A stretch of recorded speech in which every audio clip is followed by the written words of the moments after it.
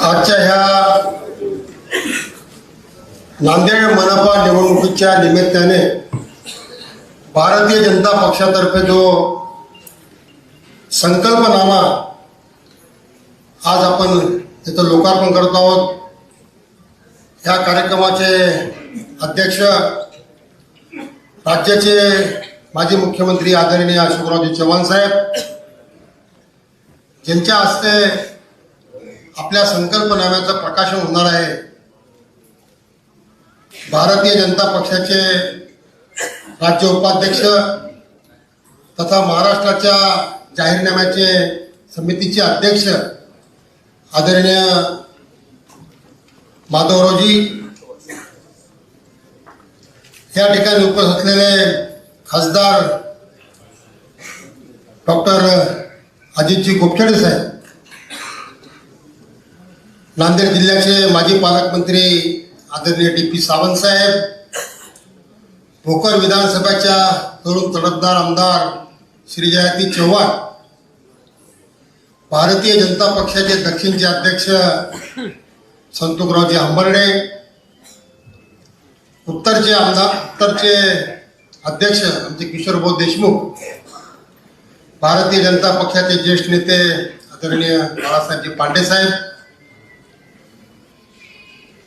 भारतीय जनता पक्षाचे माजी अध्यक्ष चैतन्य बापू देशमुख, दिलीप भाऊ कंदकुर्ते, प्रवीण भाऊ साले,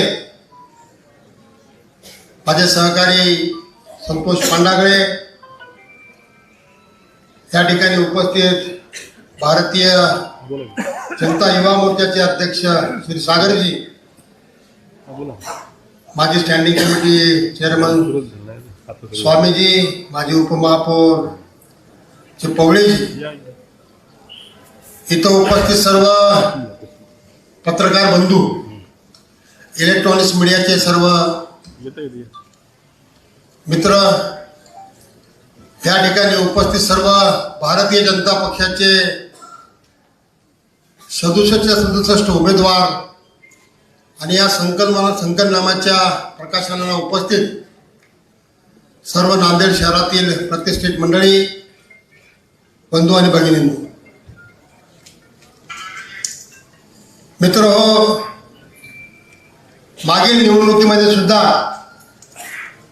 जेव्हा जाहीरनामा प्रकाशित झाला होता, त्या काळामध्ये आम्ही अशोकरावजी चव्हाण साहेबांसोबत काँग्रेस पक्षात होतो आणि त्यावेळेस जाहीरनामा प्रकाशित करण्याचा मान त्यावेळेस आम्हाला मिळाला होता आणि त्याही वेळेस योगायोगाने मी शहर काँग्रेसचा अध्यक्ष होतो आणि त्यावेळेस 73 जागा या काँग्रेसच्या आल्या होत्या.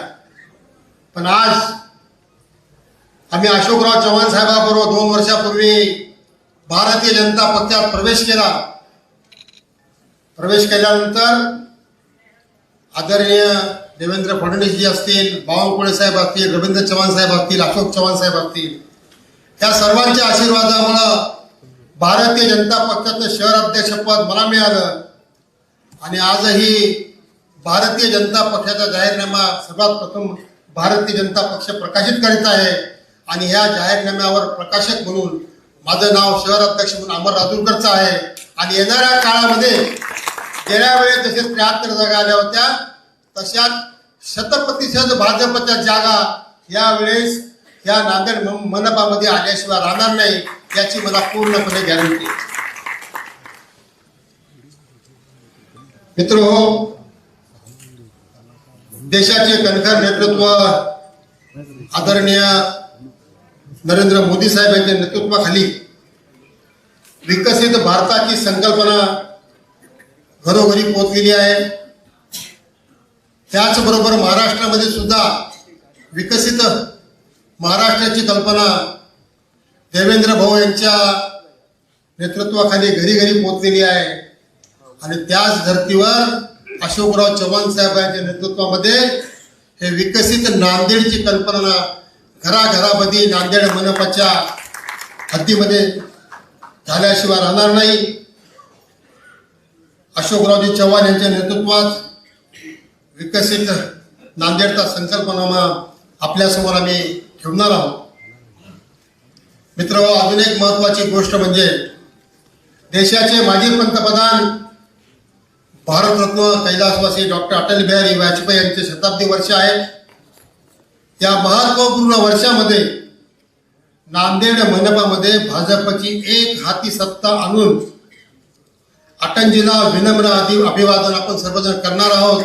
त्यामुळं अटलजीला आपल्याला विनम्र अभिवादन करायचं आहे. अशोकरावजींच्या मनातील सर्व कल्पना आपल्यासमोर ते बोलतीलच. या ठिकाणी मी आदरणीय माधवरावजी भंडारी साहेबांचं नांदेड महानगरचा अध्यक्ष या नात्याने आणि आपण जाहीरनामा प्रमुख म्हणून या ठिकाणी ह्या कार्यक्रमाला आलात आणि आपलं मार्गदर्शन मला लागणार आहे, त्याबद्दल आपले धन्यवाद मानतो. मी फक्त एकच म्हणेल, आपल्यासमोर घोषणा दिली, आपण सर्वांनी एक घोषणा द्यायची आहे. मी म्हणेल भाजपा म्हणू, आपण सर्वांनी म्हणायचं भाजपा आणू.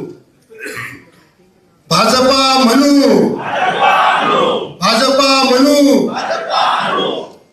जय हिंद, जय महाराष्ट्र, जय श्रीराम.